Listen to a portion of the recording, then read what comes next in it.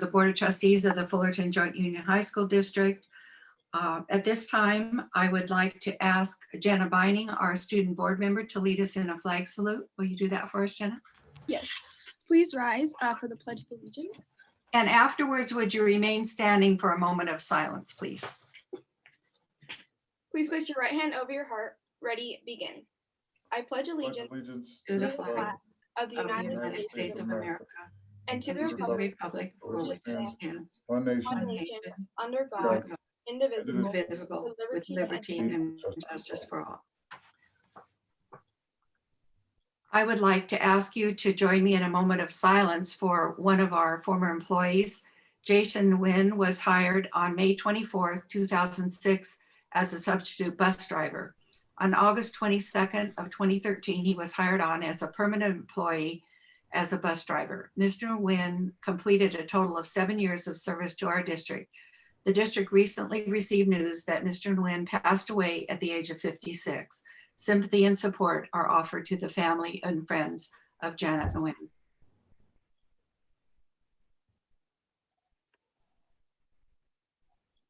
Thank you very much.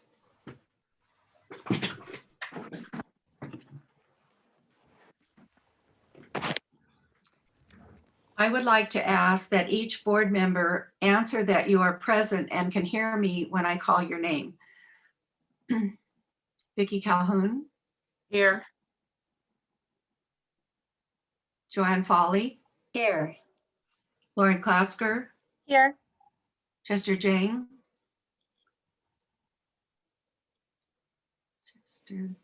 Chester's muted. We can see your lips moving. And student board member Jenna Binding. Here. Thank you. As a reminder, all votes taken during the meeting will be taken by a roll call vote.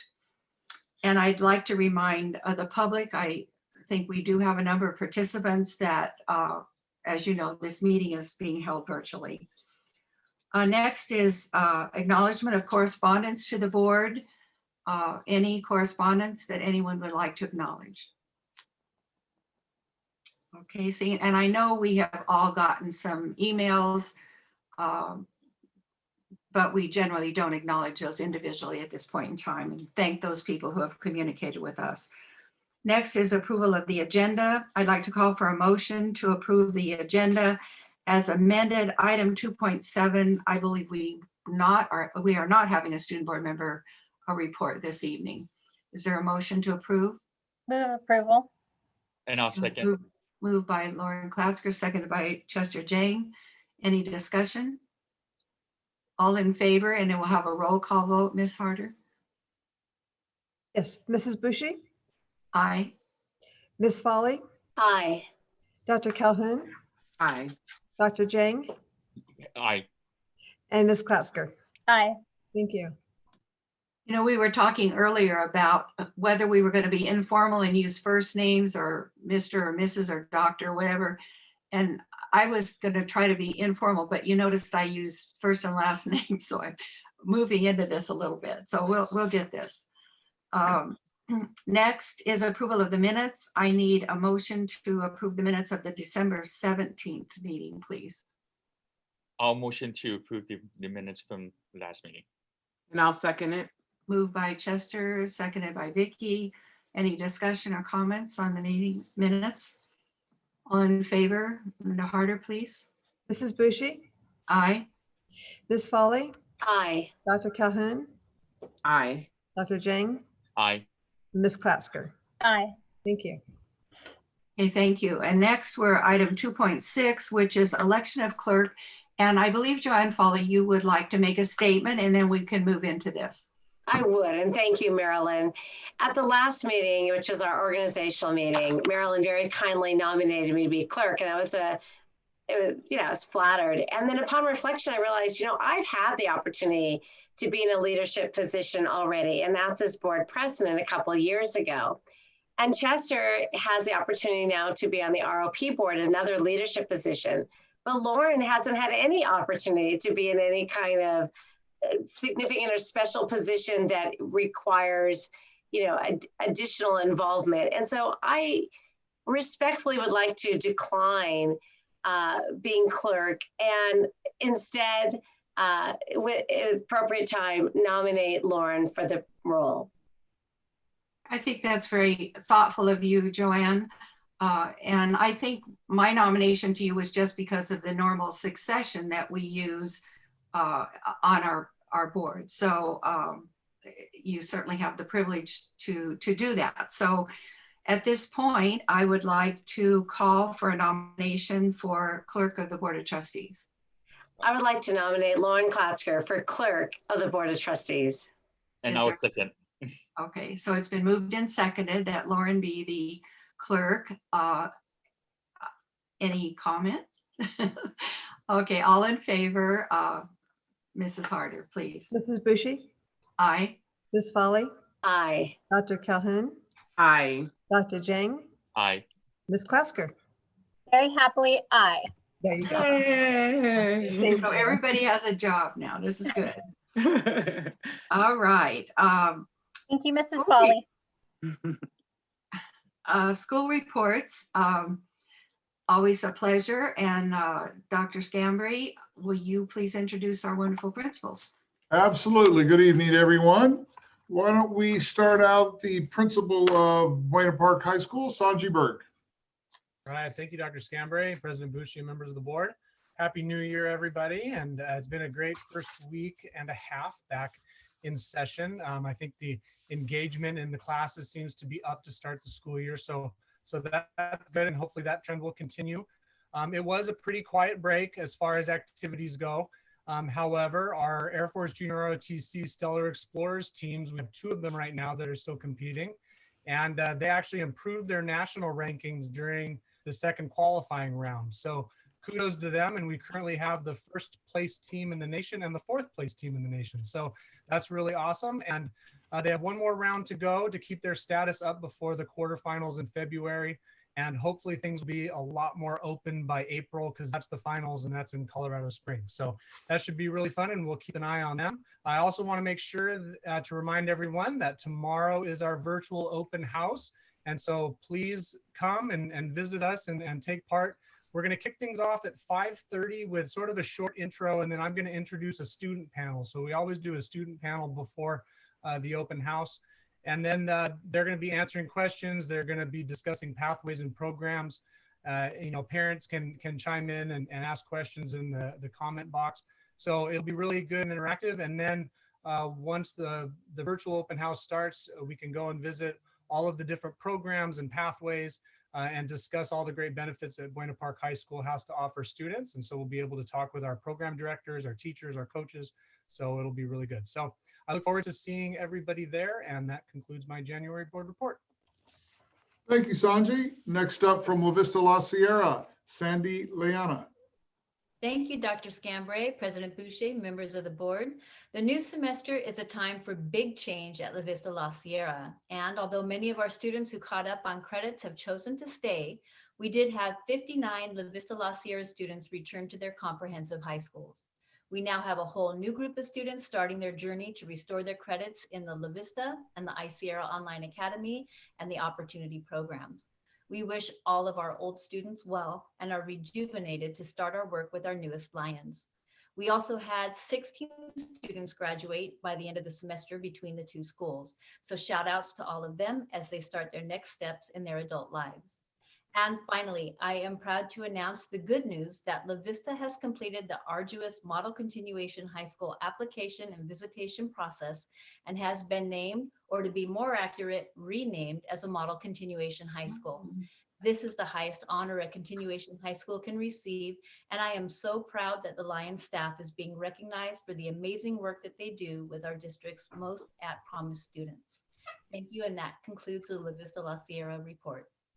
Thank you, Sandy. Congratulations, as usual. Doing a great job. Next up, Troy High School Principal, Will Minster.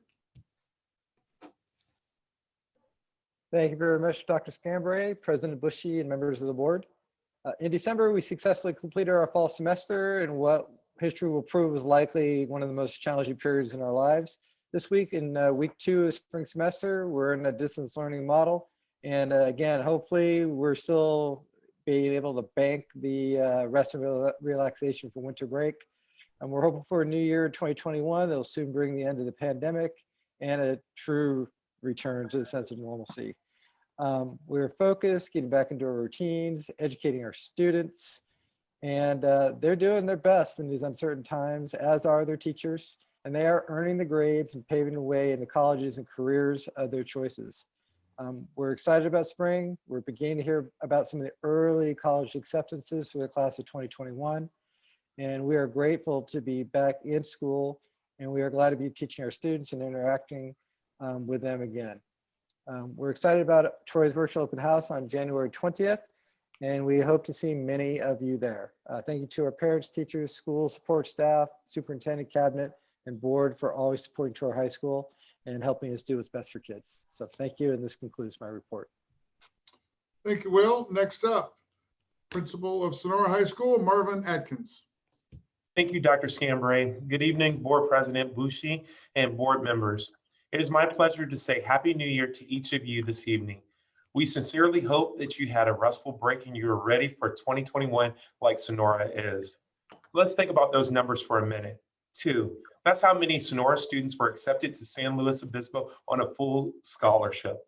Daniel Esparza and Marquise Worthy, young men who we know will represent Sonora High School well on the basketball court and in their classes on the Central Coast. Instead of 0, we're going to say, oh, great, how great it's been for us as a staff to begin our cultural study of Sonora High School. Over the next couple of months, our staff, administration, classified, and certificated are going to come together to study our community more in depth and how those impacts our school. Our community includes our interactions with each other during our PLCs and our interactions with our students by learning more about where they have come from.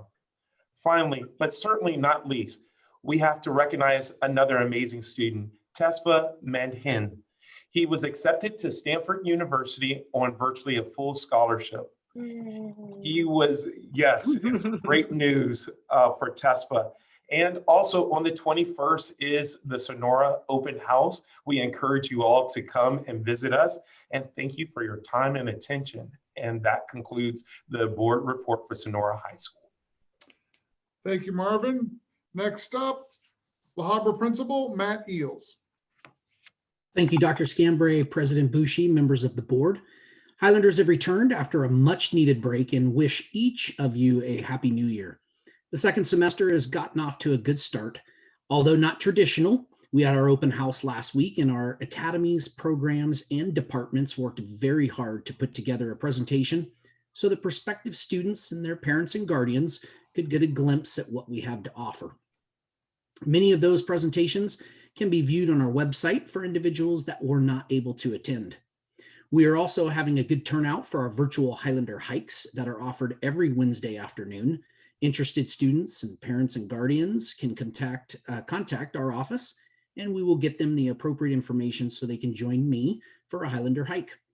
Open enrollment has now begun, and La Habra is hopeful that with the work that we have done to connect with potential students and their parents and guardians, that we will see that hard work reflected with the number of students wanting to come to us and wanting to stay with us. Our programs like choir, band, dance, and theater, to name a few, continue to be creative in putting together shows to showcase our students' talents. Our students and athletes continue to stay hopeful that we will return to school and sports soon on campus. Until then, Highlanders wish you the best. Thank you. That concludes my report. Thank you, Matt. Next up, Fullerton Principal, Laura Rubio. Thank you and good evening, Dr. Scambray, President Bucci, members of the board. I hope everyone had a great winter break and had a chance to disconnect. The semester is off to a great start at FUHS with our hardworking teachers, students, and counseling department doing the best they can to have a great semester. I am very grateful to our FUHS family for all they do to go above and beyond to support our kids. This Thursday, we get a chance to showcase. We will be holding our first virtual open house. We hope that you all can join us virtually beginning at 6 p.m. Our staff will be on hand to showcase our amazing programs and academic departments that evening. Please make sure to go to our website for all of the live links that evening as we have everybody on board. As we all do, we want to continue celebrating our students. Our speech and debate team continues to compete virtually. The latest competition was the Glenbrooks tournament based in the Chicago area, and it's one of the largest tournaments of the fall with over 230 schools that were competing. And getting to the semifinals was a major achievement. And so congratulations to Grace Yo and Mackenzie Molden for doing a great job in representing FUHS and continuing the tradition of excellence in our speech and debate program. Our Academy of the Arts continues to perform, albeit virtually. We did participate in the 2020 California Educational Theater Association's High School Theater Festival, and we did have 28 students receive certificates of merit for their work. Congratulations to all of our students and all of our program. Our instrumental music group and our choral group both had virtual winter performances, and they continue to showcase their amazing talents and giving our students an opportunity to still be involved and perform. I really do appreciate all that our teachers are doing to continue giving our students these experiences and opportunities through this time. They are all continuing to work on future virtual competitions and concerts as we speak. So we are all very proud of everything that is going on and happening at Fullerton. And with that, that concludes my board report. Thank you, Laura. Finally, Sunny Hills Principal, Alan Witten. Thank you, Dr. Scambray, Board President Bushy, and members of the board. As you saw in the newsletter over the break, our League of Legends esports team was able to win back-to-back CIF championships. Congratulations to Coach Deister and Coach Joyce and all 240 of our esports club and team members. This is one activity that hasn't missed a beat during COVID, and players are able to connect and communicate regularly online. These kids and their families are so thankful that Dr. Scambray had the foresight to support this incredible program. It might sound like video games, but it's so much more. It's evolved into so much. It's high-level problem solving, strategic thinking, sophisticated teamwork, communication, and game planning are key. Self-control is critical. Failing and learning from your mistakes and having the resolve to try again is built in. It's collaborative and social in a very structured and positive way. And overall, these kids do better in school because of their participation, not the opposite. So again, thank you. It's really a program that has no boundaries. Kids with experience, no experience, high achievers, low achievers. It's a very diverse population. We're proud to have a lot of females participating as well. So thank you again for supporting our esports program at Sunny Hills. And that concludes my report. Thank you, Alan. Congratulations. Thank you. Okay, thank you very much for those interesting reports. And also, I know I and other board members have enjoyed the 2 open houses that we attended and look forward to those that you're telling us about right now. So that will be fun. Next, we have timely information from the board and superintendent. Any timely information that anyone wants to share right now? I see no one's hand up. Okay, let's move on to commendation and recognition. And Dr. Zener, I believe you're on right now. And look at, what is the background? Is that your daughter's college? It is. I got a lot of flack in my family, or always having Sophie's UCLA. So we've moved to Emma's College in New England. You got to keep it even. Good idea. Right. That's right. Well, good evening, everyone. Thank you, President Bushy, members of the board, student board member Jenna Beining, Superintendent Scambray, staff members, and guests. The state of California designates January as the month during which school board members are recognized and honored for their critical role in providing guidance, leadership, and oversight for our public schools. The job of the school board trustee is a tremendous responsibility that requires knowledge, commitment, time, and hard work. The challenge involved in providing an excellent educational experience for the many students in our district is a challenge that requires a dedication and creativity in the best of times. The past year required an unusual combination of skills and talents from district leaders. Unexpected circumstances resulted in changes in laws and regulations, and those statewide changes required adaptability, quick problem solving, teamwork, and leadership at the district level. Our trustees came through when we needed them the most this year, charting a course that protected our most vulnerable while ensuring that academic progress could continue for all students. We also thank and recognize our student board member for her exceptional leadership during these unprecedented times. She has done an amazing job with our Student Advisory Council in helping our ASB kids stay connected to their schools and help all of our students this year. And we look forward to a great annual SAC symposium led by our student board member this coming Friday.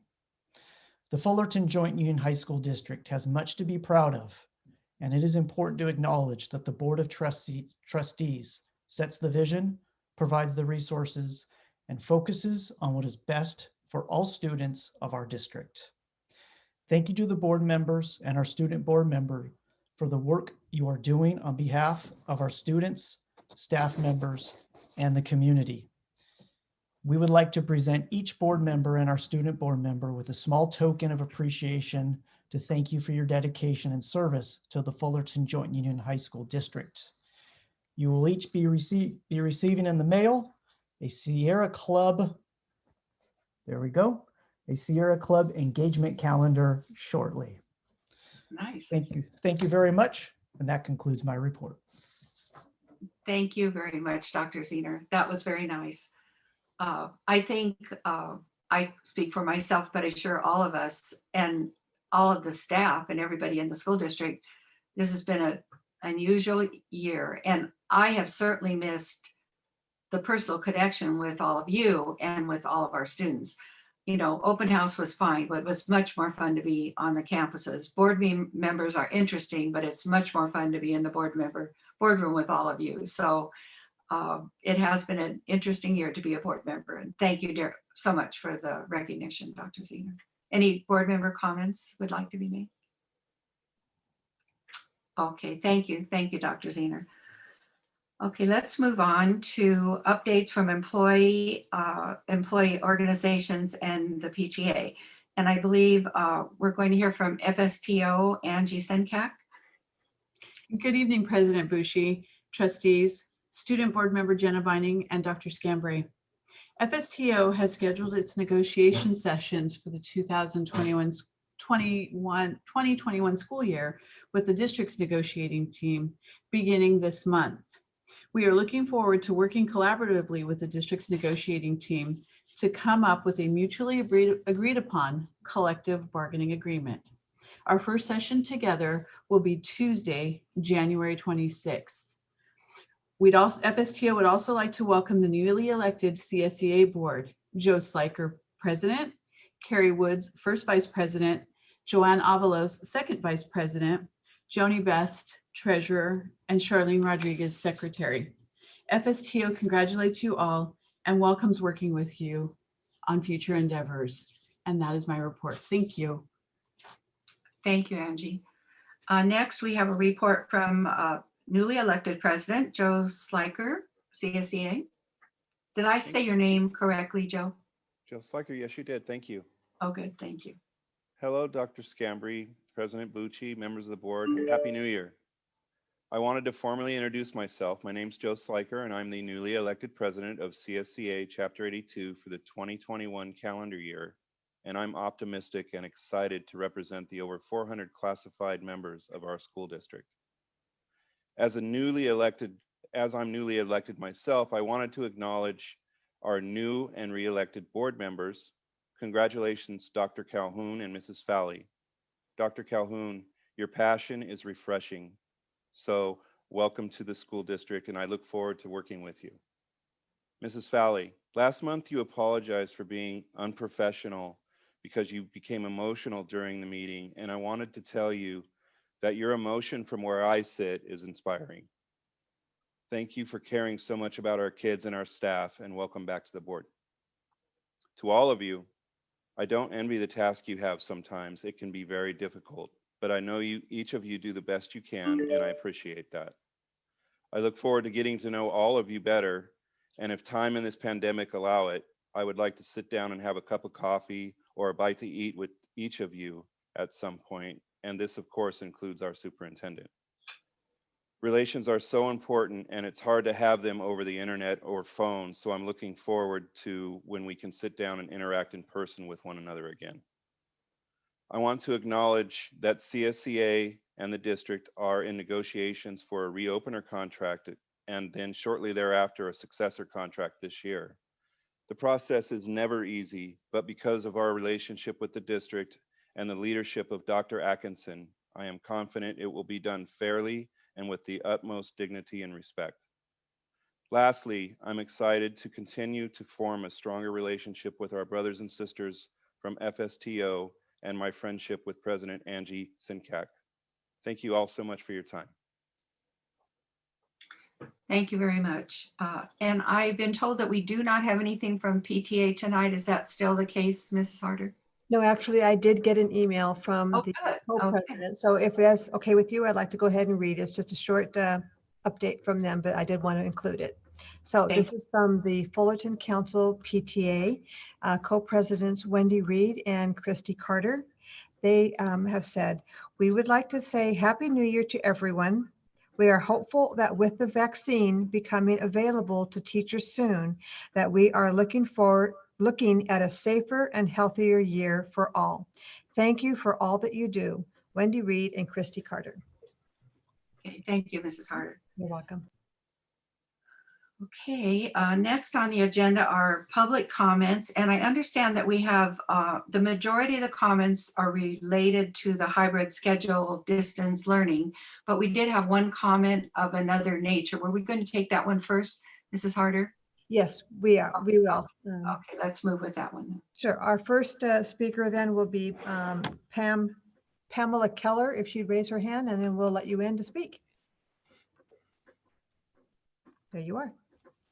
You just need to unmute yourself. Oh.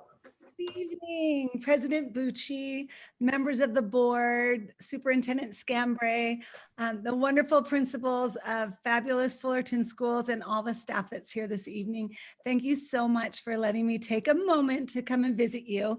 I'm here on behalf of myself and also Mr. Michael Despars, your most fabulous theater teacher at Fullerton High School. Last summer, he called me and asked me if I'd like to do a project with his classroom. And I'm an elementary teacher at Orangethorpe Elementary School.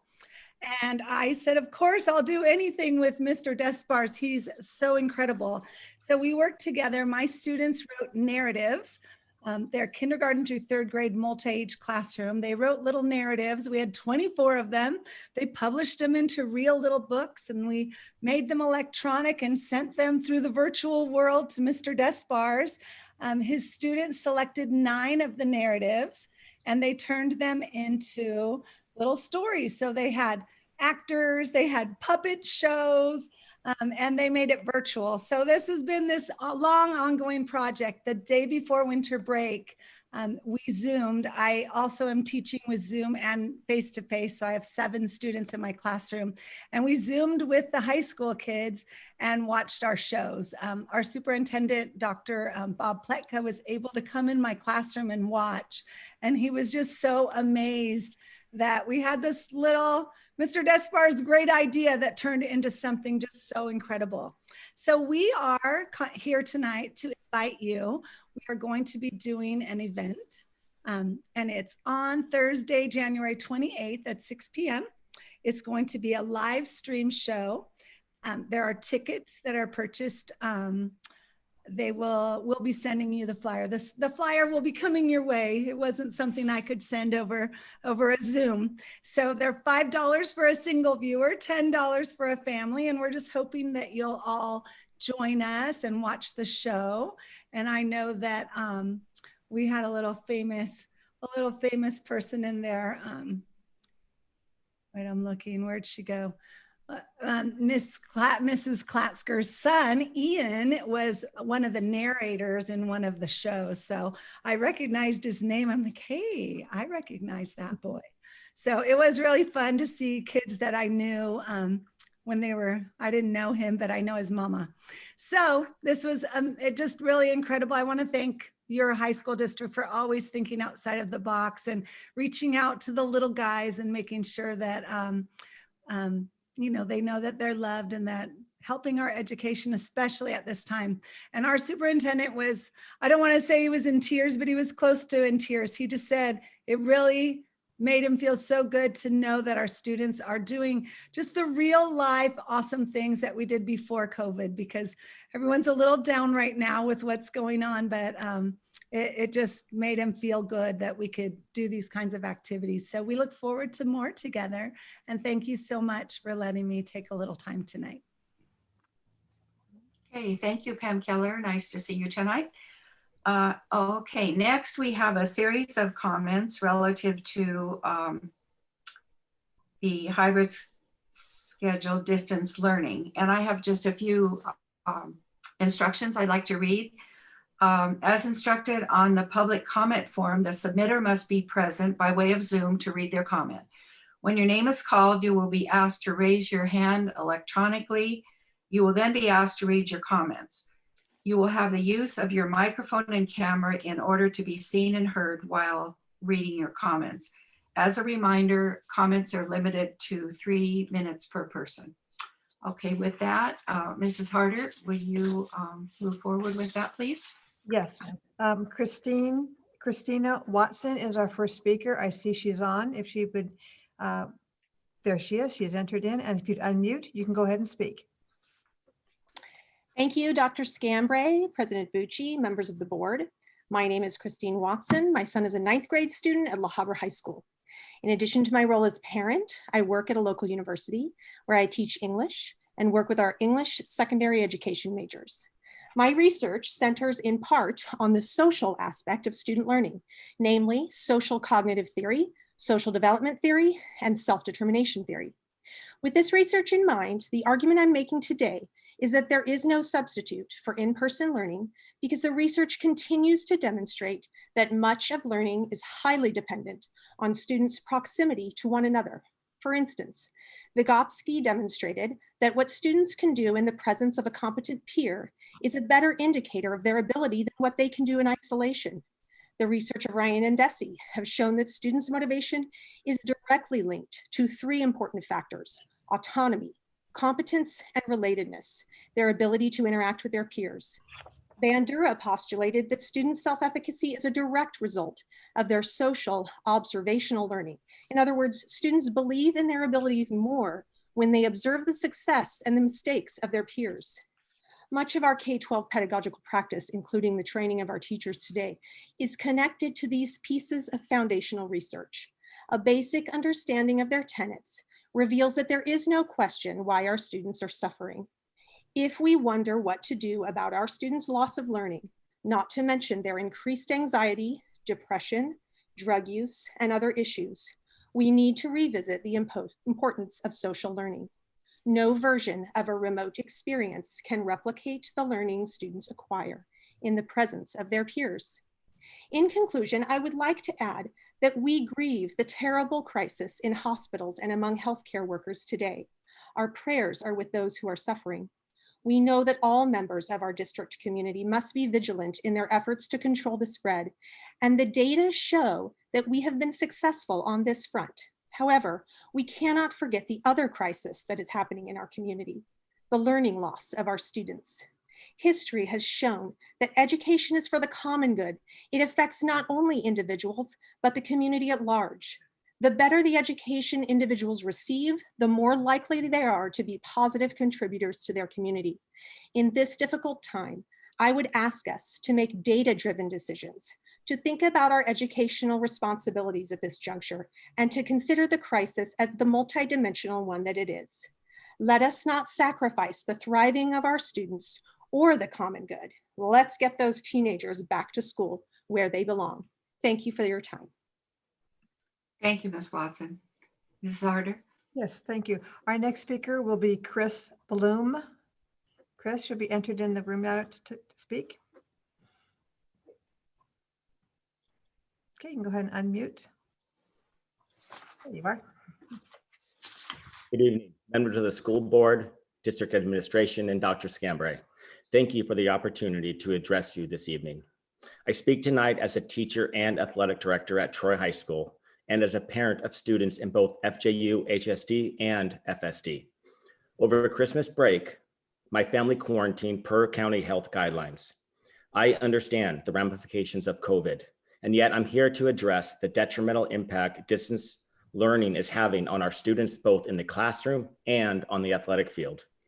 Students in cohort A and B have participated in on-campus instruction for 12 of the last 140 school days, an alarming statistic. As a teacher, I witness daily a decline in engagement, active discussion, and overall quality of student submissions. As a parent, although my two sons have 0 missing assignments and perfect attendance, their grades and assessment results have declined. Whereas my daughter, who we moved to private school for the 2020-21 school year and attends 5 days a week in person, maintains her assessment scores and healthy social development. FJUHSD invested hundreds of thousands of dollars to keep our students and teachers safe. As a result, the transmission rate in our schools is practically 0. Data overwhelmingly suggests that the virus is not being transmitted in our schools, and yet we continue to keep our students home. Our district established a safety plan to address the rise in positive COVID cases. The plan in place, as agreed upon by FSTO, is 5% positivity rate at the school site results in a site move to distance learning. 25% positivity rate within the district results in a district move to distance learning. We are nowhere near these levels according to the district dashboard. As a coach and athletic director, I see the effect of distance learning on our student athletes and athletic programs.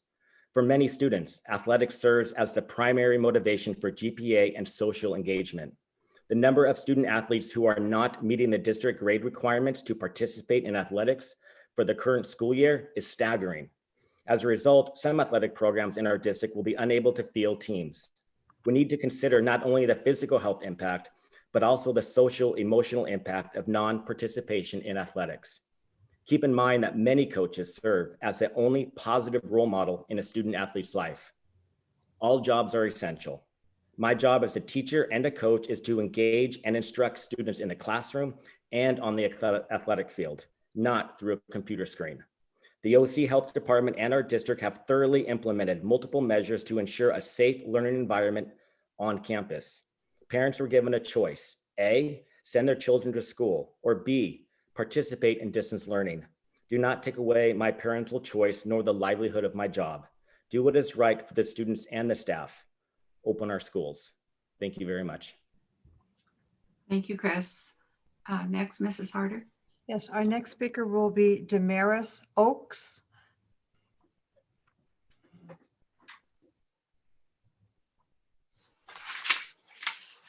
See there? There you go. You'd like to go ahead and unmute? Good evening, board. My name is Damaris Oaks. I'm a senior at Harbour High School, and I just want to thank you for giving me your time today. I have 3 siblings also in the Fullerton Joint District, as well as many friends. So what I'm going to say is from talking to all of them and the experiences that I've heard from them. So I have 3 points that just talk about how important to me hybrid learning is. So my first one is that the fully online format is a really hindrance to online learning. It is really difficult for me personally to pay attention and lock in. And there are so many distractions like texting, YouTube videos, social media that all contribute to me not being able to fully pay attention. And I consider myself, I have good grades, and I consider myself someone who's able to lock in. And this has been such a challenge for me. This is especially true for special education students. I am a co-founder of the Best Buddies Club at Harbour High School that encourage greater interaction between special education students and our general education population. And I really, really worry for those kids that I've came to know and love. I've also personally heard from our advisor that it is almost impossible to teach these kids in an online format. My second point is cheating, which I'm sure everyone here has heard about, but I know from fellow classmates and siblings that cheating is beyond rampant, and being in a classroom would help stop this disturbing trend. And then lastly, and maybe most important, is the emotional and mental health toll that it has on us. I consider myself an emotionally healthy 18-year-old. I'm the top 5% of my class. I work 20 hours a week, and I'm involved in a lot of extracurricular activities. but doing school 5 days a week discourages me every day. It makes me fight for joy and labor to resist temptation of being depressed and down and hopeless. I used to love going to school, but now I loathe my alarm clock in the morning. And from my conversations I've had with friends and family, I am not alone. I personally have a friend who seriously struggles with mental illness. Online learning has greatly intensified her feelings of being alone and greatly discouraged. And sadly, this is really common with a lot of friends and acquaintances that I have. So returning to hybrid is definitely something that could help these issues. In conclusion, I am personally, and along with my other members of my class of 2021, grieving the loss of my senior year. I understand this pandemic is something that is not in any of you guys' control, but I also know that I have cousins across the country that are experiencing their senior year in a classroom with COVID protocols. And I know the staff of the Harbour has done an amazing job the past 6 weeks that we are in hybrid, doing their best they can to keep us safe and to follow protocols. So I just ask that you let us return to the classroom. Thank you. Thank you very much. And our next speaker, Mrs. Harder. Our next speaker is Danica Perez.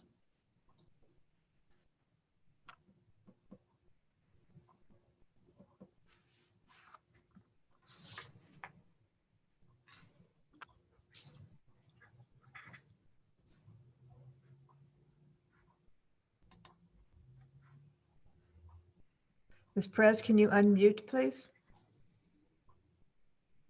Yes. Oh, there you go. Sorry, my computer was loading it up. Good Oh, evening, thanks. everyone. Dear esteemed members of the board, I first want to express my appreciation for your informed dialogue at the last board meeting and offer my gratitude for your decision to do what is best for students, staff, and the community by returning to distance learning. I am an FJUHSD alumni, current teacher, Fullerton resident, and my husband is a registered nurse working on the front lines every day during this pandemic at UCI Medical Center. Tonight, I speak on behalf of him, as well as my close friends, Erica, Katie, and Kat, who are also registered nurses at UCI and St. Jude, and are also FJUHSD alumni and Fullerton residents. Orange County hospitals have been at 100% capacity since before we went to winter break, meaning there are 0 beds available for new patients. This has resulted in tents being put up at the parking lot in UCI and St. Jude to provide additional beds, and the National Guard nurses and doctors serving at UCI to provide additional emergency staff. They have had to add additional tents and request additional staff from the National Guard since the tents originally went up before break. This means because of the growing surge, if you need to go to the hospital, you may end up being treated in a tent in the parking lot because there are no beds available inside of the permanent building for you. Our local healthcare system is completely overwhelmed due to the surge in COVID cases, having devastating effects on our community. With the lack of room and inadequate staff to serve the overwhelming influx of patients, many community members with illnesses completely unrelated to COVID are not able to get the medical care they need. Currently, LA County has instructed emergency responders to declare individuals who have suffered cardiac arrest and do not show signs of return circulation deceased at the scene without even transporting them to the hospital because there's simply no room for them. I fear Orange County is next. This puts patients in a perilous position, which can result in the deaths which could have been avoided with enough hospital beds and staff. The only way to remedy this is to reduce the spread of COVID in our community, and that starts with limiting public gatherings, including in-person classes. Our healthcare professionals are exhausted, overstretched, and emotionally drained, having to live with the haunting memories of working from the front lines of this pandemic. I am thankful for your consideration of the effect that conducting in-person classes has on the spread of COVID in our community at the board meeting last month.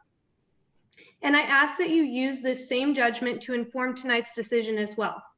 Please keep FJUHSD in distance learning until we can regain and maintain at least 15% of our ICU availability in Orange County for the sake of our community and to help reduce the burden on our healthcare workers who risk their lives daily to save others. Thank you so much. Thank you, Danica.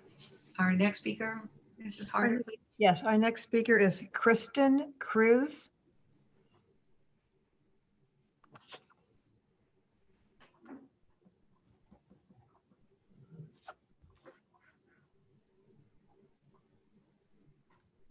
Ms. Cruz, if you could unmute. Hello, my name is Kristen Cruz and I am a teacher at Fullerton High School. With the recent discovery of the COVID variant in Southern California, a return to in-person instruction would be negligent. Although data supports that young children were not at as high a risk for developing COVID with the previous strain, there is an indication that that might not be the same with the mutant strain. Further, teenagers never had the same protection that young children did.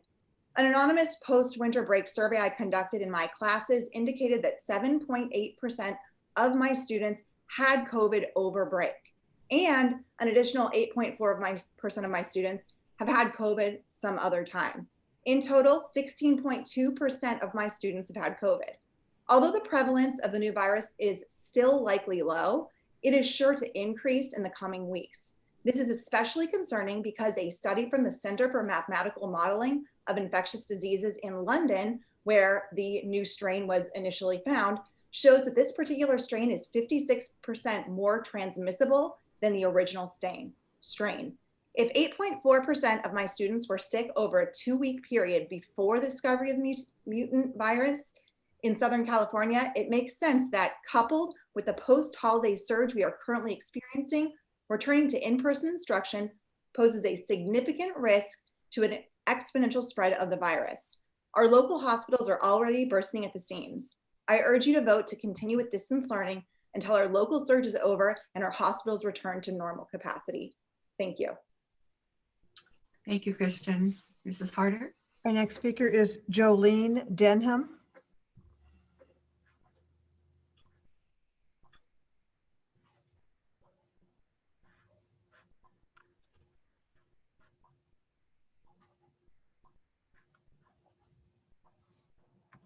Thank you, Dr. Scambray, President Bucci, and board members. Thank you for this opportunity to address you. My son is a freshman at Sonora High School, and I'm addressing you tonight on behalf of opening our schools for January 19th to hybrid learning. Our district has done their part to provide a safe learning environment by implementing numerous safety measures. I very respectfully say that this is where the district's job ends and mine begins. It is my job to evaluate and decide what is too risky for my son and what is not. It is my job as his parent to weigh the risks and benefits of returning to school. The CDC reports a 99.997 survivability rate for those between the ages of 0 to 19 years. Based on this, I do not consider returning to school a risky choice. And I also am a registered nurse, and I also understand these risks, and I have to balance them with the benefits of what I choose to do for my son. Furthermore, just as it should be me who evaluates the risk for my son, it is also my opinion that the choice to send my child back to school should be mine, and very respectfully, I say, not yours. The choice to send my child back to school should be mine and not the teachers' unions. Those that want to continue with distance learning, they have that choice. Yet those who want to return to in-person learning have no choice.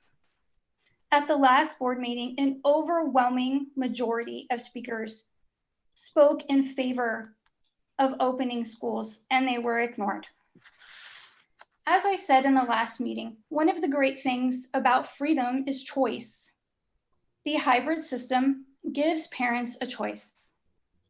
Continuing to keep schools closed contributes to some children's increased exposure to domestic abuse, increases factors that may lead to drug abuse, contributes to fears and pathologies that may take decades to overcome, and very sadly contributes to the suicide rate. According to current CDC data, suicide is currently the second leading cause of death among young people ages 10 to 24. The effects of isolation are heightening this trend, and the closure of schools only magnifies this. It is time to start living our lives again. The district has put measures in place for safe in-person education, and I would advocate using them. Thank you. Thank you, Jolene. Mrs. Harder? Yes, our next speaker will be Beth Thompson.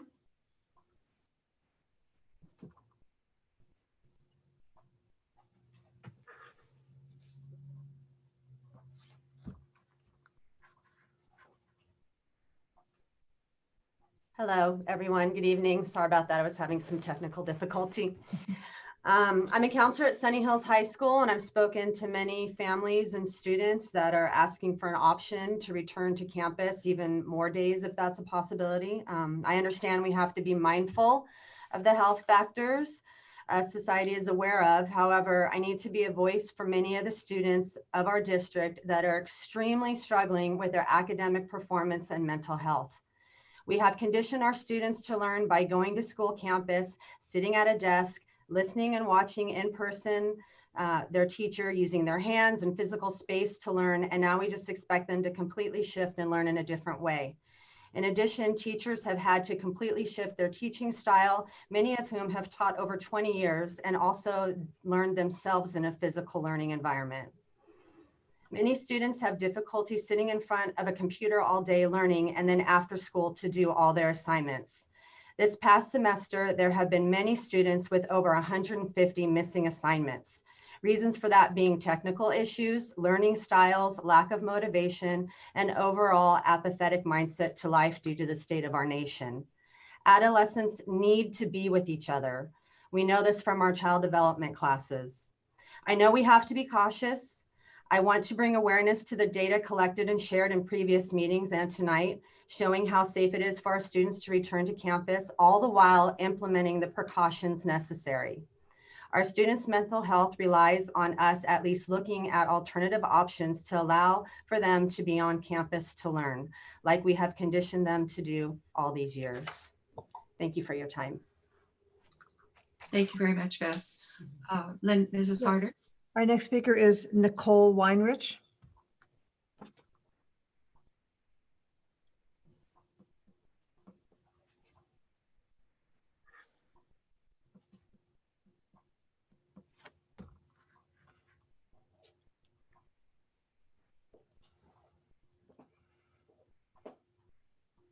Are you there, Nicole? Are you? I think she's muted. Are you muted, Nicole? Hi. Sorry, I'm trying to get my video to come on. There we are. Oh, there we are. Good evening. Good evening, Dr. Scambray, board members, and staff members.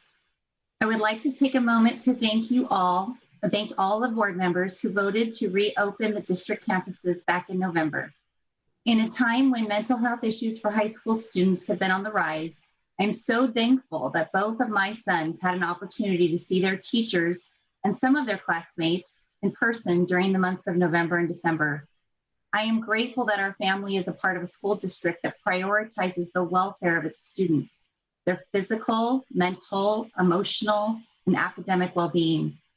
I appreciate the attention to detail that has been used when implementing new programs and protocols to ensure the physical safety of both students and staff when they are on campus.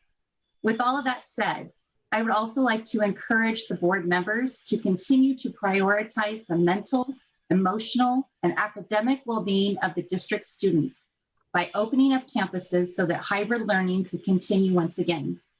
Thank you for providing this option for families whose students need the opportunity to learn in person. Thank you for considering the needs of all students when making decisions regarding learning and instruction during this difficult time. And thank you for keeping the welfare of the district students your top priority in all decisions that are made. Thank you for your time. Thank you very much, Nicole. Mrs. Harder? Yes, our next speaker will be Craig Lamaskas.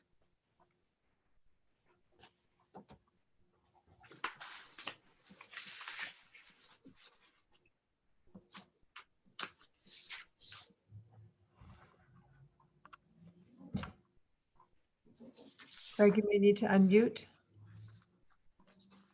Oh, there you are. That work? Am I there?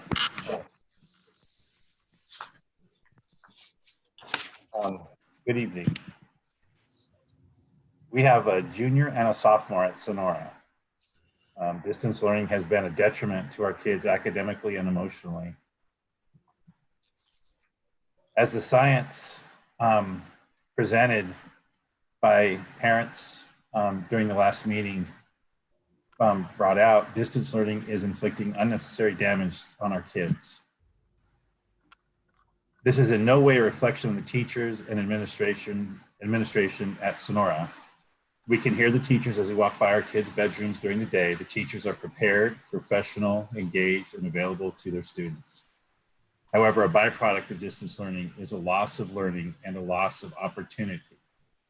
There's simply too many distractions for our kids.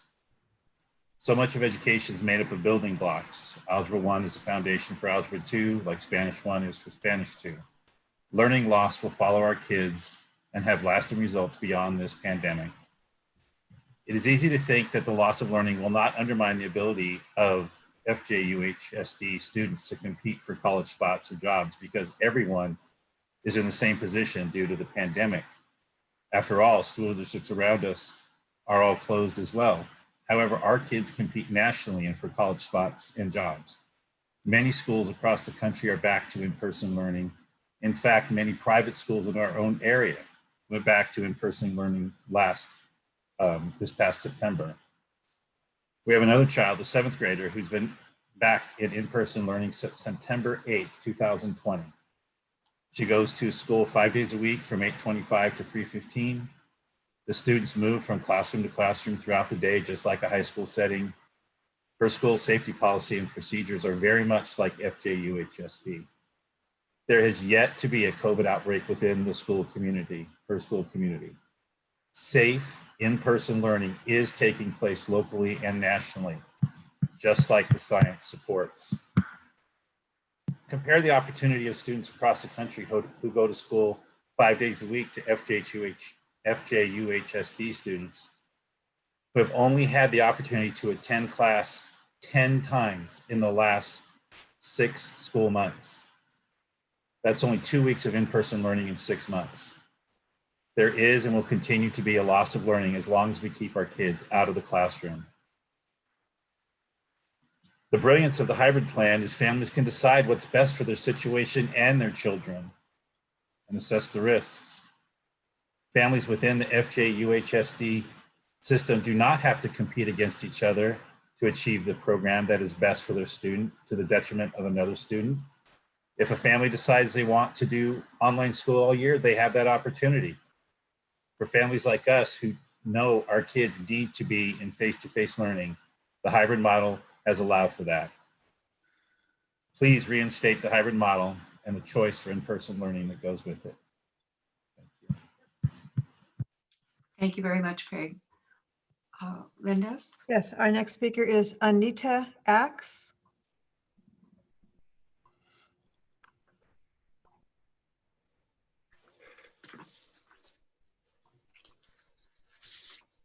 Hi. Hi. Happy New Year, and it's good to speak with you again.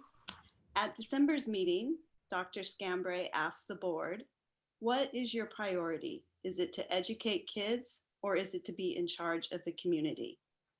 We all know what your answer should have been, but you spoke as if you were the city council or the public health board.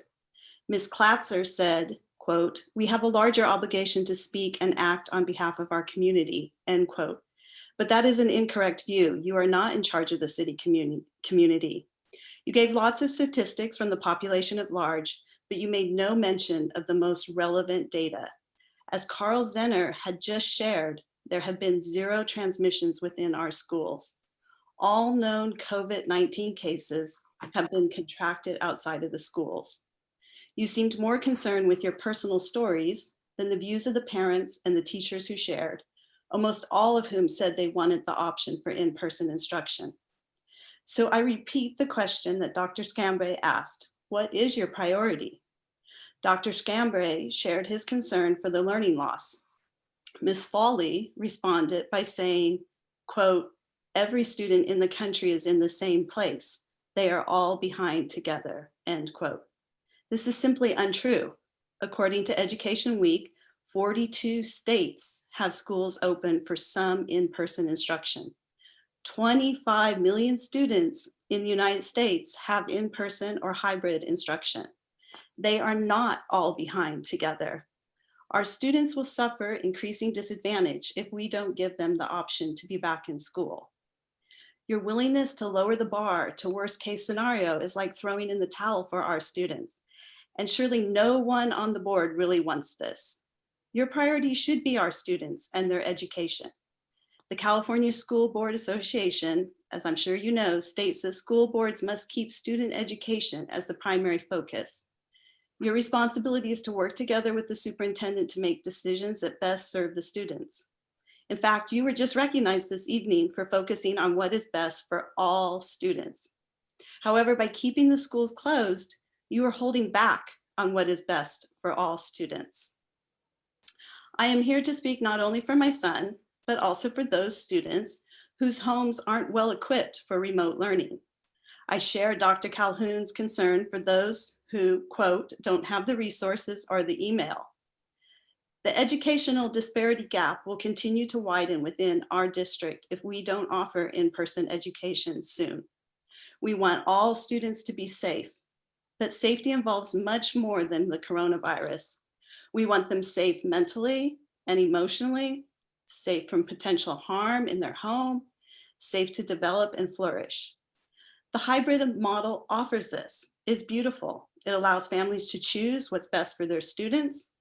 Yes, I acknowledge that it adds an extra element for teachers, but we all have had to deal with extra elements in these times. This is a matter of doing what's right, not a matter of convenience. Thankfully, things are getting better. If you look at the California COVID dashboard, even today, the recent wave of infections appears to have crested. Dr. Fauci has called for schools to be open, and Governor Newsom has done the same. Our schools have done a wonderful job ensuring the health and safety of students and teachers during in-person instruction.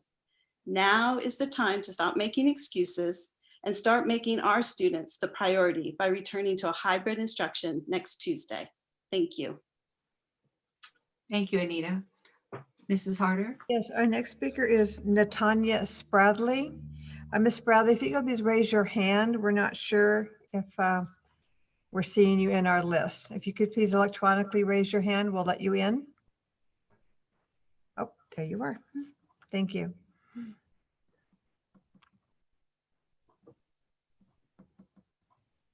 Hello, my name is Natanya Spradley, and this is actually my first time participating in a board meeting, so thank you very much for letting me share my perspective. I am a dedicated student at Sunny Hills, and I strongly request that our school return to the hybrid model. When we began the year fully remote, for the first time that I can remember, I struggled in my classes as I tried to connect with teachers that I had never met and sustain the motivation to excel, which sitting alone in my pajamas did not help to foster. Unfortunately, my challenges are not unique. I've heard many classmates lament this atmosphere, so unfavorable to learning. Yet more distressing is how effortless and widespread cheating is due to remote learning. Despite many of my teachers' vigorous efforts to combat this, it is unpreventable at a scale that undermines so much of the strong academic reputation of Sunny Hills and all of our Fullerton schools. I've heard multiple times students casually sharing how they work around rules, joining FaceTime calls to share answers during tests, holding a phone just out of the teacher's view, etc. I know that students will always cheat, but remote learning is a uniquely enabling environment. I've heard it said that we're all in this together, we're all going to be behind this year, but let's be honest, that's not true.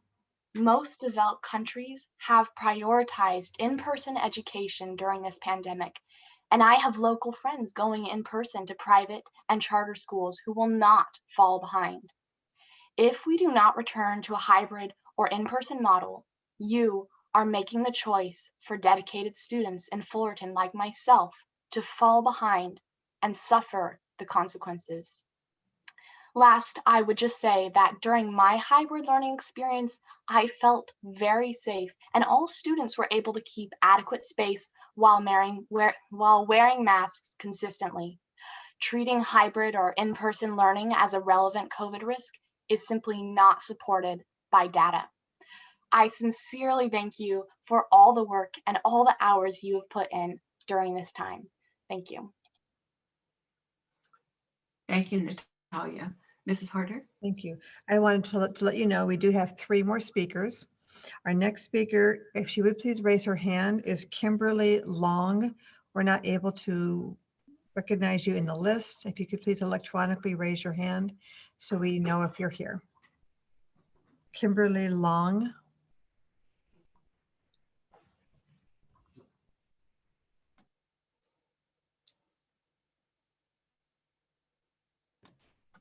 Okay, it appears Miss Long is not here. We don't see a raised hand for Kimberly Long. So our next speaker will be Christina Zubko.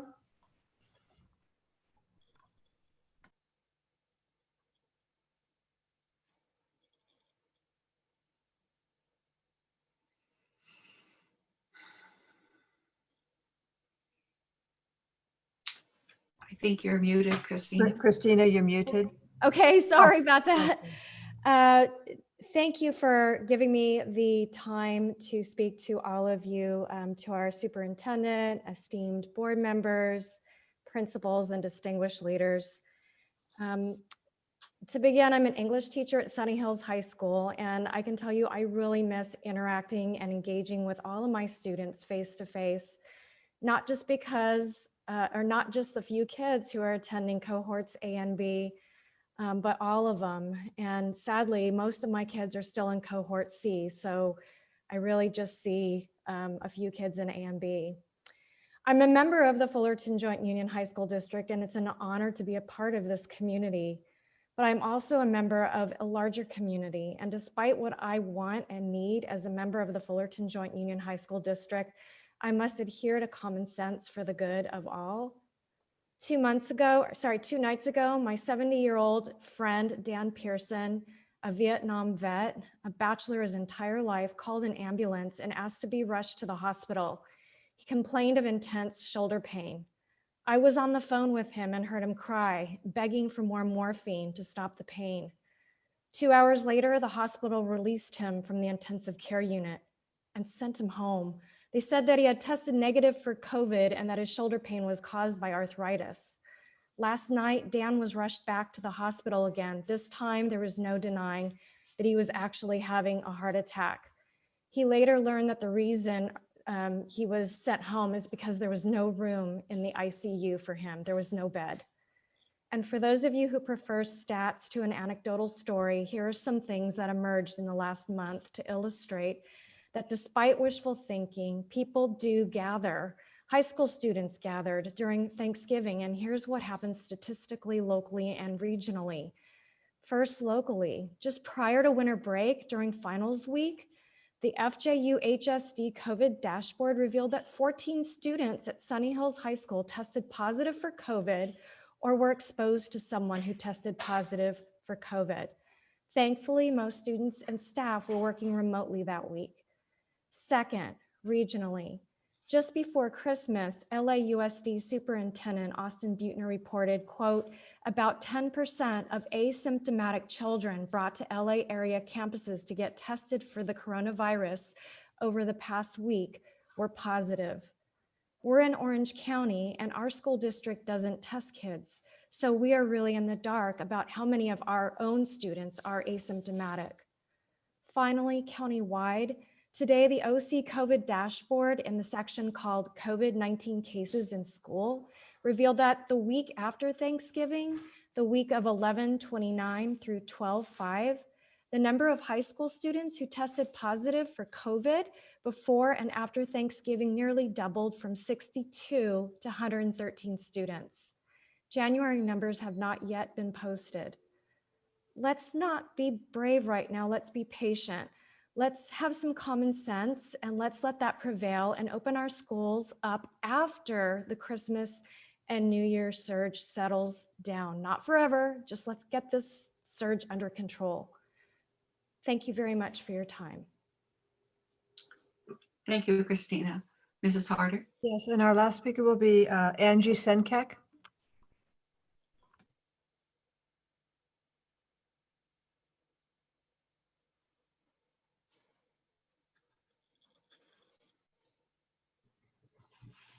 Hello again, President Bushey, trustees, and Dr. Scambray. I'm speaking to you tonight on behalf of many of our teachers with respect to the current distance learning model status. Many of my colleagues feel that it is not the appropriate time right now to transition back to our hybrid learning model. The state of California just today reported 2.79 million total cases of those infected with COVID-19, and 30,561 have died in California from the virus to date. In Orange County alone, 203,000 people are infected and 2,120 have died. Orange County hospitals report no ICU beds are available at this time, and St. Jude's Hospital, which is located in the heart of our district, has created makeshift morgues in their parking lots and are continually turning away high-risk patients. Additionally, critical case patients are being turned away from other area hospitals due to overcrowding and lack of support personnel. It would be irresponsible of us right now to open our schools, potentially spreading this virus and adding to that load. There is so much we can address as educators to help our students, their families, and our communities with respect to the pandemic, but we can't do this if our teachers and staff members contract the virus and succumb to their illness. We need to be safe and smart. I've listened tonight to many speakers speak about the mental health and well-being of our students, and I do appreciate that and I do understand that, but I'm advocating on behalf of my teachers. Our mental health and our safety and well-being should also be factored into this. We need to consider the mental and physical health of all of us, and we don't like this schedule any more than most of the speakers who spoke up tonight and said so. I want to be on campus. I want to be in the classroom with my peers. I want to be with my students. I work with them continually day and night. In fact, I just got off a Zoom meeting also with a student who had to take a job because her family is running out of money. And the only time that she can test in her independent study course is after hours. I worked with her last night from 6 till 7:30, and I let her test tonight while I watched this Zoom transmission. So to tell us that our teachers are not working doubly hard at what it is we do is so disrespectful to those of us who are working our hardest to make this work. So please, please consider allowing us to remain in distance learning until the numbers from Christmas and New Year's start to decline and we see a much less affected Orange County. Thank you. Thank you, Angie. And that concludes the comments, Mrs. Harder? Yes, that does. Thank you. Okay, thank you very much. And thank you to everyone who spoke for your very thoughtful comments, and also to those who sent us emails relative to the same topic. You know, the next item on the agenda is there because at the last meeting we said that we would reconsider continuing with the virtual or going back to the hybrid at this meeting. So the intent of this agenda item is to have a discussion relative to this. I would ask one question I should have asked before, Dr. Scambray. Was there any staff report that would be part of this, or do you just want the comments or the discussion among the board members? No staff report this week. Okay, then I'm going to propose this to my colleagues, perhaps one by one. We can take maybe 3 or 4 minutes to comment on where we think we are, where we think we should go, and then see if we can reach consensus to give direction to the leadership in the district. So I don't know which direction to go. I guess I could go alphabetically. You know, I'm going to take the person closest to me, and that looks like Dr. Jang. Would you like to comment first, Chester? Yes, thank you for allowing me to be the first person to speak my thoughts on this. And I want to thank all the speakers tonight to share their views of what they think. Personally, I'm a healthcare worker. I'm a frontline, and I finally got the opportunity to be vaccinated yesterday. And every single day I work with patients, and I am always concerned for myself and for my staff and for my family, because I've seen too many cases and I've heard of too many cases that makes me really concerned about furthering the outbreak of this. I do understand that our students need to go back to school physically, but at the same time though, it's not just about education. It's not just about emotional aspect of things. We're talking about a life and death situation. I know that statistically and scientifically, students have lower chances of contracting coronavirus. And if they do, the chances of them being really sick is also low. But at the same token, these kids are coming back home to their parents, to grandparents.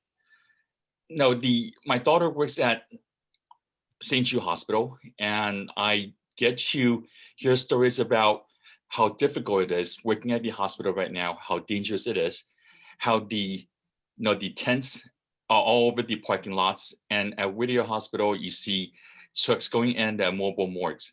When we see situations like this, we have to put in perspective the whole society as a whole, and not just us at Fullerton Joint Union. And what I'm going to share may not be acceptable to some of the parents or to some of my colleagues, but my proposal would be, let's extend distance learning by another 2 weeks to see how things go. And for the board members to have an emergency meeting to come back to revisit. That way, it takes us a month post vacation time to see where the numbers are going. The more vaccines are being given out now, and I'm hoping that we move on to the second phase where the general public will be getting more of the vaccines. Right now, the healthcare workers are getting it. And when I was over there yesterday, there were about 300 people in front of me and about 100 people after me upon 35 minutes arrival at the spot. And the only reason why I even got an appointment was I was actually logging on every 10 minutes, checking to see if I could get an appointment. One of my staff members actually went to Pomona Hospital, waited in line at 6 o'clock twice. The first time she went on Friday, she was turned away because there were only 500 doses available. Yesterday, she went at 6 a.m. She was number 396 out of 500, and that's at 6 a.m. My wife was going to go at 6 o'clock this morning as well to go wait in line, but luckily last night, checking every 10 minutes, she was able to get an appointment for today. One of my other assistants is taking the day off tomorrow so he could go wait in line at 6 o'clock. No, this is more about containing the situation so that the outbreak doesn't get any worse. I know that education is important. That's the reason why all of us are here. But at the same time, if you're not alive, what's the point of education? For a board member to say that, I know it sounds really bad, but we have to do what is right for the community, not just saying that, well, let's send the kids back because it's affecting their education. So I know that what my comments are today right now it's not something that's shared by everyone, and not all the parents are happy with me right now. But as a healthcare provider, I feel that it's my job and duty to our students, our faculty, staff, administrators, the whole community, that we don't let this COVID be out of control in our community. Thank you. Thank you, Chester. Okay, Lauren, you're on the other side of me. You get to go next. Thank you, Marilyn. Okay, I'm sure you guys are shocked. I have a whole list of things to talk about tonight. But but before I get going, there's a couple of things that I just want to recognize. The first thing is I'd like to recognize Natalia and Damaris, and if I didn't say your name right, I apologize. These were two students who, regardless of what their perspective was, had the courage and presence of mind to stand up in front of quite a large crowd, stand up virtually, obviously, and to speak their mind and to advocate for their perspective. And I just want to recognize that because that's not easy. It's not easy for adults to do. And these are two students who did that. And I want to recognize that. The other thing that I want to start off with is that I want to recognize the work that our site administrators, our district administrators, our teachers, and our classified staff do. They are the ones that are making this happen, whether students are on campus or not. And it's important that they hear how phenomenal they are and what a wonderful job they're doing. Because I'm about to advocate for keeping us in distance learning for a little bit longer. And that is in no way, shape, or form a reflection on the work that anyone has done. And I want to be really clear about that. So as you guys know, I like to pull numbers from OCHCA's website. And so I did that today. And as of today, the daily case rate in Orange County is 78.8. When we met in December, the daily case rate was 42.7. So we've almost doubled in the past 4 weeks after the Thanksgiving holidays, Christmas, New Year's, and the such. So we are currently at 78.8 and a testing positivity rate of 19.5. Last time we met, I happened to use my personal zip code as an example. And just in the interest of being totally inclusive to our whole district, I pulled the case rate data for every zip code that Fullerton Joint Union High School District serves. And instead of reading it to you, I'm going to summarize. So we have 7 zip codes. And this, as not a postmaster, that was my best estimate. So if I'm wrong and I left someone off, I apologize. But to my best estimate, we have 7 zip codes in our school district. And we ranged from 66.1 for a daily case rate to 130.7 for a daily case rate. And again, the county average is 78.8. We had 2 zip codes of our community that fell under 78.8, which means that the rest of our zip codes in our community were above, most of them by quite a bit. We have 4 over 100 and 1 at 83. And then we have the 2 that fell below the county average. So our community as a whole, regardless of zip code, is at or above the county average for daily case rate, as well as test positivity rate. I also want to point out that the county provides a cumulative number of positive children, and that is as reported by kids who have gone to get tested and have tested positive.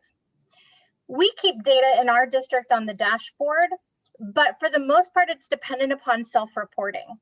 And unfortunately, there is a stigma about having COVID. Even though it is a pandemic and we are living through it, a lot of people are not public about having it or dealing with it. So there is a huge discrepancy between what our self-report and to the best of our ability to track internally and what is being reported by the county by kids who have tested positive. Now, granted, this kid data also includes younger children, and I have no way to factor out how many are high school age versus elementary and junior high age. But we ranged in our zip code between 103 on the low side and 749 positive children. So people from 0 to 18 who tested positive in our zip codes in Fullerton. So what this tells me is that it is extensive, more extensive than we have the ability to monitor and track as a school, as a school district. I know that people feel very passionately one way or the other about this topic. And someone mentioned that there is no, I wrote this down because it really struck me. One of our speakers said, I think it was Christina Watson, said there is no substitute for in-person learning, and she is absolutely 100% right. There is no substitute for in-person learning. but we're in the middle of a pandemic and we have to work with what we have. And in this environment, in-person learning is not what's best for students and teachers and staff. It's not ideal, but it is what we have to work with right now. I want to also point out that she cited a lot of research about self-determination and things like that, which speaks to me as a person with a background in clinical psychology. But none of that research was done during a pandemic. And I think it's important that we really, when we look at data and we look at research, that we take it in context. And we're living in a time that has no research and no data that is done over time. We are living in the moment and taking the data as it comes at us. Another thing that I wanted to point out is that, and this is, I guess, is more of a question for everyone to think about. The state says, so the governor's office has said that you have to have, I believe it's 25 or 28 for your daily case rate in order to open. And that standard was set for schools who never opened in the first place because their communities were unsafe to open because their numbers were too high. We are currently at between 66.1 and 130.7. If 28 is the standard by which the governor has said that is safe to open, I'm wondering what the logic is opening when we are 5 times that rate in our own community. And I'm not talking about not opening ever. What I'm suggesting is along the lines of Dr. Jeng. I would suggest that we continue distance learning for an additional 9 days. That's all it is to get us to the end of January from our original date. It's 9 days. That would put us in line with La Habra School District, which is slated to be on distance learning through the 25th. Brea, which is slated to be on distance learning through the 29th. Buena Park, which is slated to be on distance learning through the 29th. Fullerton Elementary District is in a board meeting tonight, and I believe having this discussion tonight. And in all fairness, Placentia Yorba Linda is open for in-person hybrid.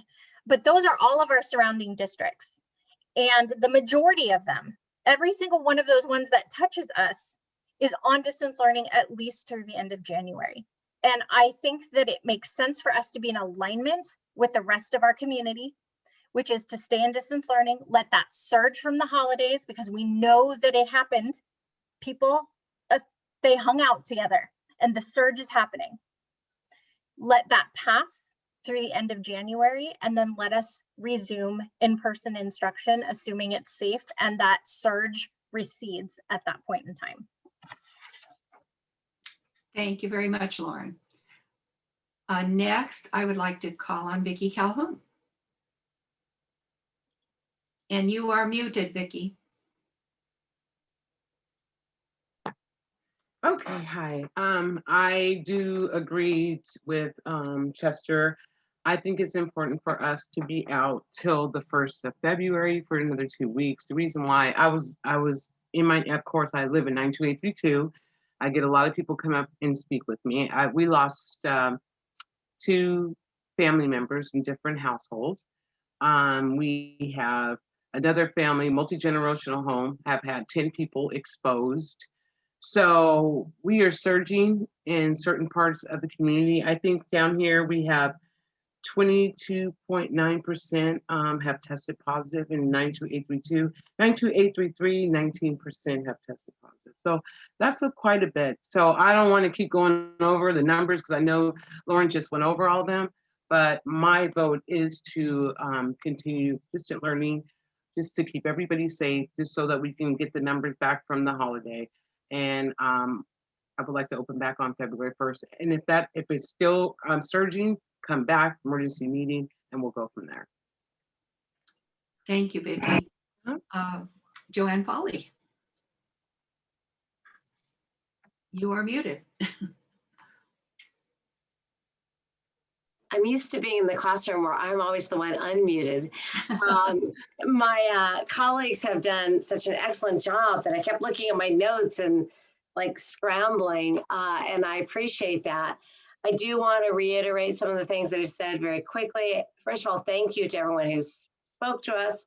I know it takes time out of your schedule and it is nerve-wracking. And I especially want to also extend my thanks and appreciation for the articulate and eloquent way our high school students spoke. As a high school government teacher, I'm always encouraging students to engage in advocacy, and I greatly appreciate that. I also want to acknowledge that we receive emails and we get information from a variety of sources, not only input from our community members and including our parents and students, but also from our superintendent, from our organization, the California School Boards Association, from the Association of California School Administrators, which is commonly known as AXA. So we get a wealth of material. And I think, judging from my colleagues' comments, it sounds like they have the same tab open I do all the time, which is on the county's dashboard, and looking at that almost obsessively, just hoping that that positive change that we're all waiting for begins to become realized. I do want to also acknowledge that there have been excellent protocols at the school, and that did not happen by magic.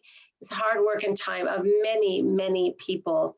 And also acknowledge that the students did a good job while we're in hybrid of keeping their distance and wearing their masks. And I respect and appreciate that too. There was some concern about how successful that would be, and the students really stepped up. And so thank you for doing that. At a CSBA webinar just on Friday, they said exactly what Lauren Klatzker said, which is that the governor does talk about reopening, but he's talking about when your case rate is at 28 per 100,000 or less, and we're not even close to that. LA County is one of the hotbeds of the country, and really in some ways the world right now, and the virus doesn't respect human-made boundaries between counties. You know, the trustee area I represent is the west part of the district, which extends into Buena Park, and a little itty bitty bit I have of LA County. And we have students from LA County who have come here on school of choice. And so we neighbor that county. We're seeing high rates as well. And so it's important to acknowledge that we're not in a situation where the community conditions are such that it is reasonable or feasible to really open at this time.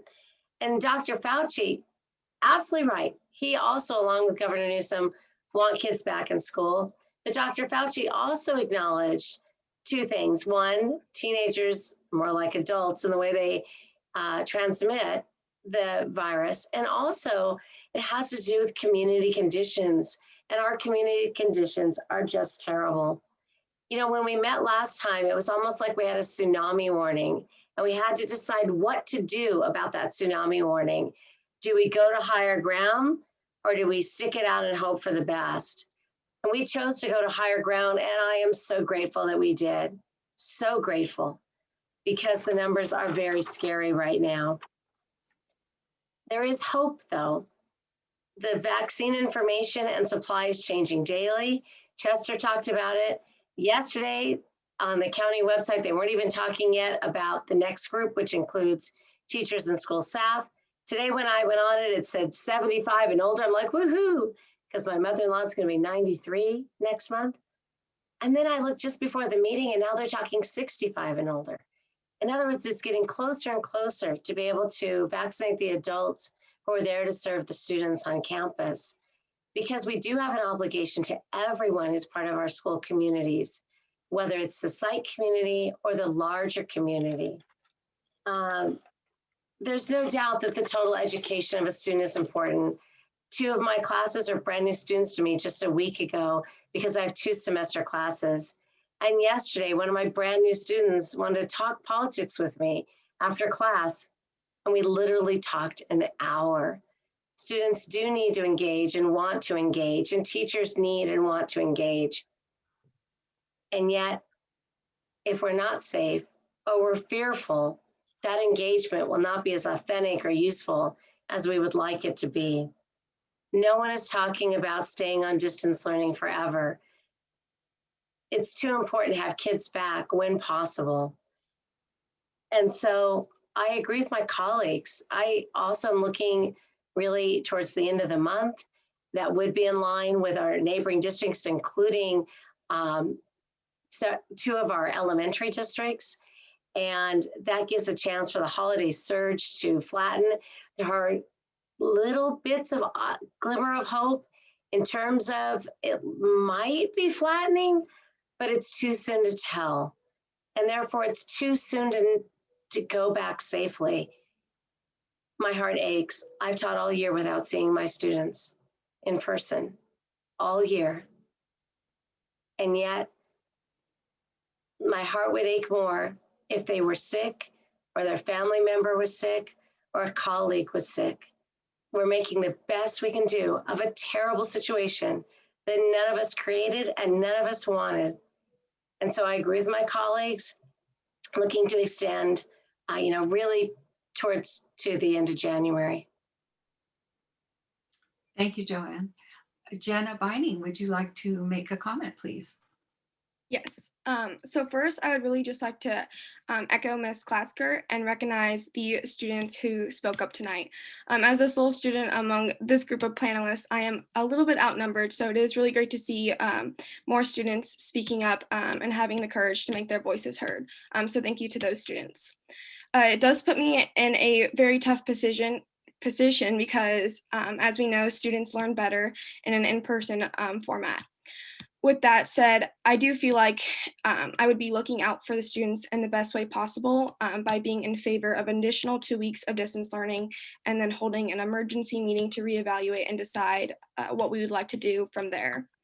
If we reopen schools now, when the number of COVID cases are higher than they ever have been before, I fear that we'll enter back into a cycle of distance learning to hybrid and back again, which is not only extremely challenging for the students to adjust to, but also difficult on the teachers.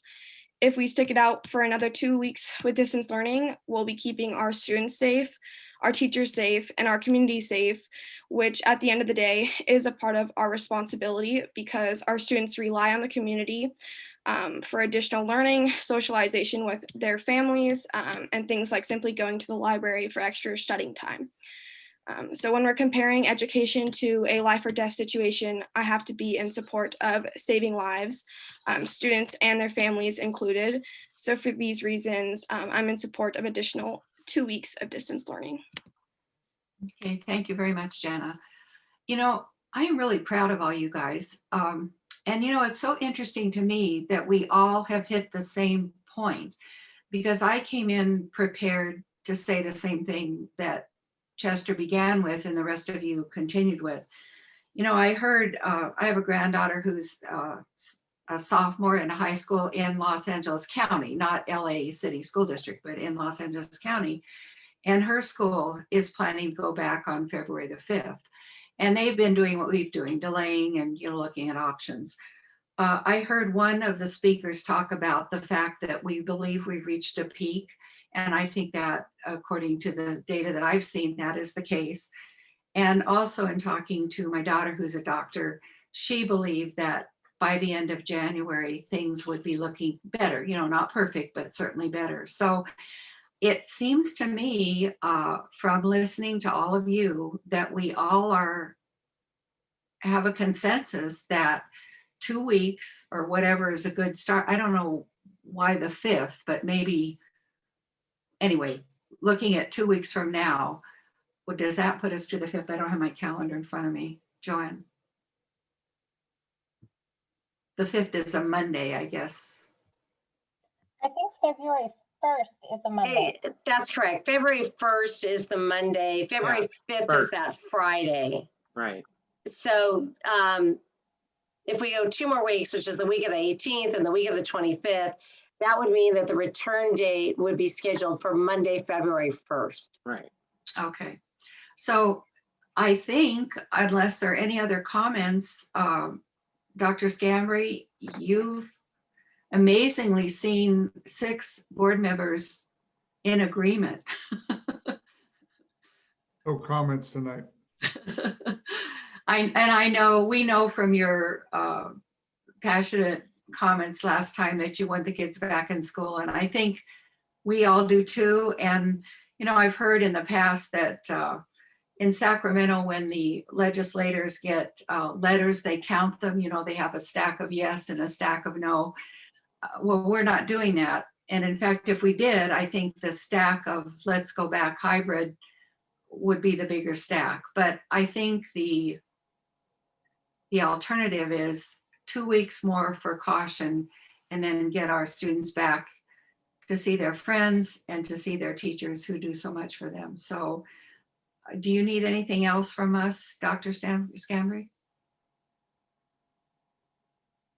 No, we don't. Just a specific date for the meeting. We can take care of that later. We can get the information out to the board and take care of that. Okay, sounds good. All right, thank you everyone who spoke, your thoughtful comments. Thank you to Mrs. Harder for organizing this conversation, and we'll move on now with the meeting. Thank you so much, everybody. Next, 551 is a report on the nature and resolution of all Williams settlement complaints. And Carl Zener, I believe you are on for that. Yes. Thank you, President Bucci, members of the board, and Dr. Scambray. Per the Williams settlement, it is required that a quarterly report is made to the Board of Trustees during a meeting of the board with regard to the number of complaints and nature of the resolutions to the complaints received by the schools in the district. There have been no Williams settlement complaints during the second period of reporting. Per the Williams settlement, a report will be filed with the Orange County Department of Education. This will keep the district in compliance with the requirements of the law. Thank you, and this concludes my report. Thank you very much. You know, it might be interesting at some time to tell the board members who don't know exactly what this Williams settlement is. I find it fascinating. I mean, it's an old legal judgment that has a history that I was well aware of many years ago. So anyway, sometime maybe we could talk about that. Not tonight, though. All right, next is the public hearing for resolution number 26 to convey an easement for public utility purposes to Southern California Gas Company.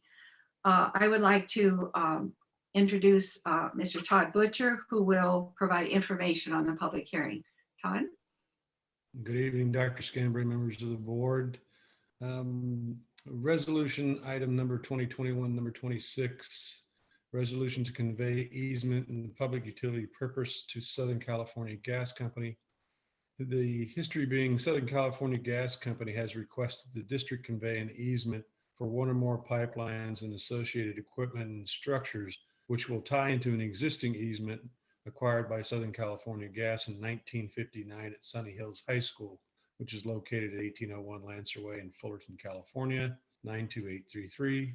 Pursuant to Ed Code Section 17557, prior to the board considering the adoption of resolution number 2021, number 26, a resolution to convey an easement for public utility purposes to Southern California Gas Company, the board must conduct a public hearing regarding conveyance of this easement. District staff gave notice of today's public hearing and meeting by posting signed copies of the resolution 2021 number 24 resolution, intention to convey an easement for public utility purpose to Southern California Gas Company, which contained the date of this hearing and meeting in 3 public places in the district and on the district's website, and by publishing notice in the local newspaper on January 7th, 2021.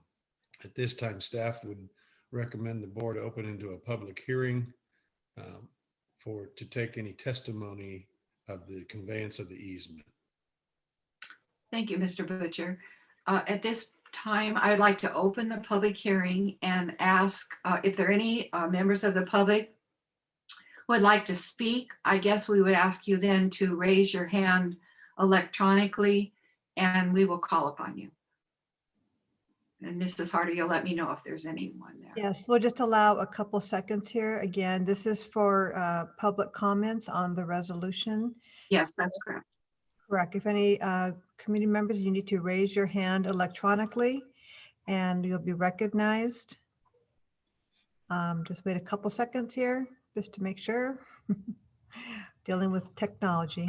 Let me check with our technician. President Bushy, if I may. Yes, please.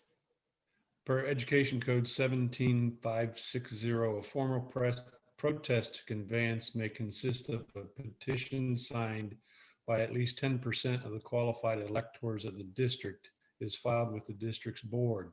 If a valid petition is filed, the board shall submit the question of whether the proposed conveyance should be made to the County of Orange Superintendent of Schools, whose decision is final. No such petition has been filed.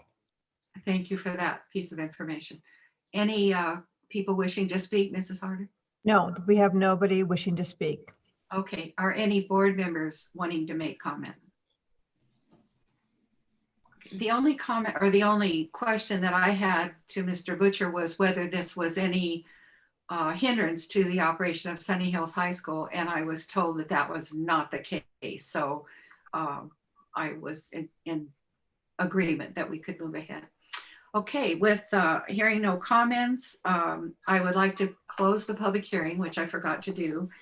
And do we need a vote on this? Yes, we do. I see that. Yeah, so we'll need Okay, I need a motion then to approve resolution 2021 number 26. I move approval of the resolution. Moved by Mrs. Klotzker. And I'll second. Seconded by Chester Jang. Any discussion?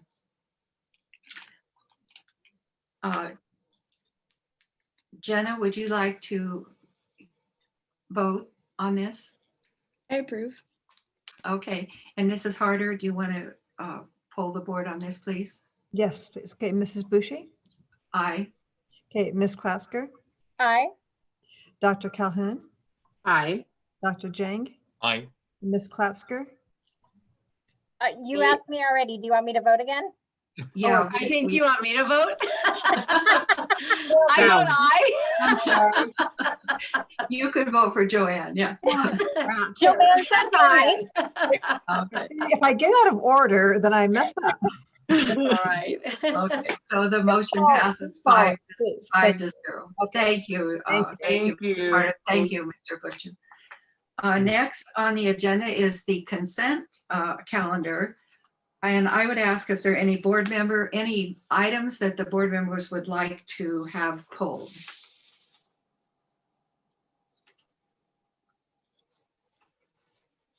Okay.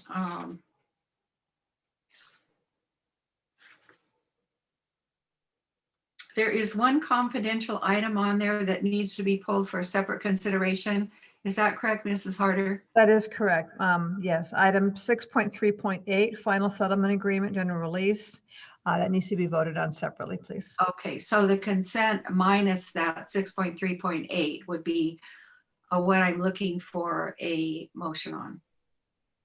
Okay, so do you want to approve the confidential item first and then go to the consent? Or do you want that would be fine. It doesn't matter. Yeah, let's do the confidential item so first. it would be a motion for item 6.3.8. Okay, who would like to make that motion? I'll make that motion. It's moved by Joanne Foley. And I'll second it. Seconded by Vicki Calhoun. All in favor, Mrs. Harder? Okay, Mrs. Bushy? Aye. Ms. Foley? Dr. Calhoun? Whoops. Aye. Sorry. It's on mute. I saw the mouth. Dr. Calhoun? Yeah, aye. Aye. Dr. Jang? Aye. And Ms. Klasker? Aye. Got it. Thank you. Okay, so now we will go with the rest of the consent calendar. And I would look for a motion, please. And that would be minus 6.3.8. Correct. I motion approve. Moved by Vicki Calhoun, seconded by? I'll second. Oh, sorry, Lauren. So, okay, say whoever you choose, Mrs. Harder. All right, Jenna Biney, would you like to give a preferential vote, please? I approve. Thank you. And the board vote, please. Okay, Mrs. Bushy? Aye. Ms. Foley? Aye. Dr. Calhoun? Aye. Dr. Jang? Aye. Ms. Klasker? Aye. Thank you. Okay, you guys are great. Okay, next on the agenda is a board member superintendent comments. Are there any board members who have more to say this evening? No one is saying anything. All right, Mr. Superintendent, Dr. Superintendent. Good, Nothing thank you. to say. Okay. All right, I don't have anything else to say. I just want to thank everybody for the meeting tonight. I want to thank all of the public, and it's diminished by half. I guess they were not interested after we finished that first discussion. But thank you all for your thoughtful comments and attention this evening. And with that, I think we are adjourned. As the board knows, I want to meet with you after the rest. And Mrs. Harder, were you arranging for us to go on a different Zoom, or do we stay on this one? I can't hear you. You're muted. It's my bedtime. You're going to go off of this link and you're going to go back onto the link that you used for the closed session previous. Okay, great. Okay, everybody got that? Okay. Thank you very much. Thank you so much. Thank you. See you next time. Okay, so we're at recess now.